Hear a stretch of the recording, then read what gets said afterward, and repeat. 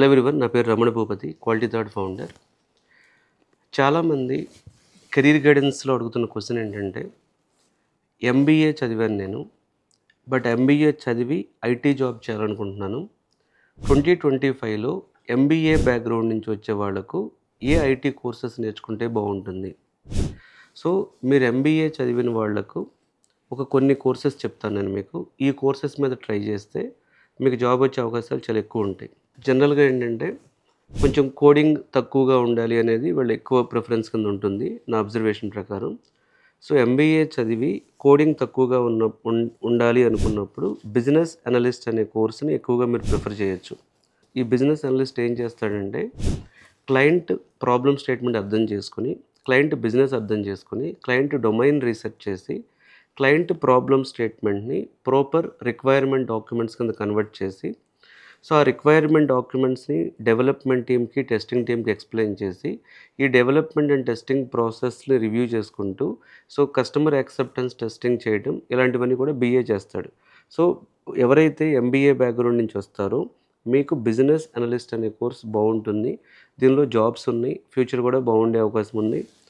తర్వాత నేను బీఏ కాకుండా కొన్ని ఆప్షన్స్ చెప్పండి అని అడిగితే, సో మీరు సైబర్ సెక్యూరిటీ సైడ్ కూడా వెళ్ళొచ్చండి. సైబర్ సెక్యూరిటీలో టెక్నికల్ మాడ్యూల్స్ ఉంటాయి, ఫంక్షనల్ మాడ్యూల్స్ ఉంటాయి.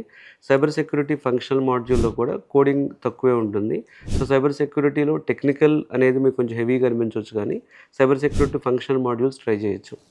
ఇంకొక ఆప్షన్ వచ్చేటప్పటికి ఎంబీఏ బ్యాక్గ్రౌండ్ ఉన్న వాళ్ళకి ఎస్ఐపి కూడా బాగానే ఉంటుంది. ఎస్ఐపిలో కూడా చాలా మాడ్యూల్స్ ఉంటాయి, కానీ ఎస్ఐపికి వెళ్ళడానికి ప్రాబ్లం ఏంటంటే ఎస్ఐపిలో కొంచెం ఫ్రెషర్ హైరింగ్ ఉండదు, ఎక్కువ ఎక్స్పీరియన్స్ హైరింగ్ ఉంటుంది. 4+, 5+, 6+ ఉంటుంది. కాబట్టి ఎస్ఐపి బాగున్నప్పటికీ మీరు ఎంబీఏ ఫ్రెషర్ అయితే ఎస్ఐపికి అది one of the good option కాకపోవచ్చు.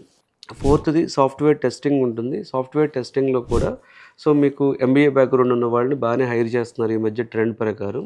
సో మీరు ఎంబీఏ బ్యాక్గ్రౌండ్ నుంచి మీరు ఐటీలోకి వెళ్ళాలనుకున్నప్పుడు, 1 business analyst, 2 cyber security functional module, 3 SIP, but ఎస్ఐపికి ఎక్స్పీరియన్స్ ఉంటేనే కన్సిడర్ చేస్తారు, 4th సాఫ్ట్వేర్ టెస్టింగ్, 5th మీరు ఇంకా product owner side, so product owner side కూడా వెళ్ళొచ్చు.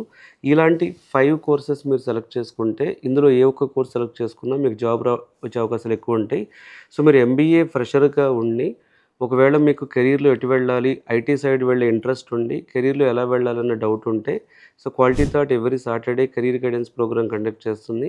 ఈ వీడియో డిస్క్రిప్షన్లో ఉన్నటువంటి నెంబర్కి మీరు కాల్ చేయడం ద్వారా ఈ క్వాలిటీ థాట్ కెరీర్ గైడెన్స్కి వచ్చి మీరు ఎంబీఏ బ్యాక్గ్రౌండ్ నుంచి ఐటీ వైపు ఎలా వెళ్ళాలి అనే డౌట్స్ మీరు క్లారిఫై చేసుకోవచ్చు. Thanks for watching quality thought YouTube channel.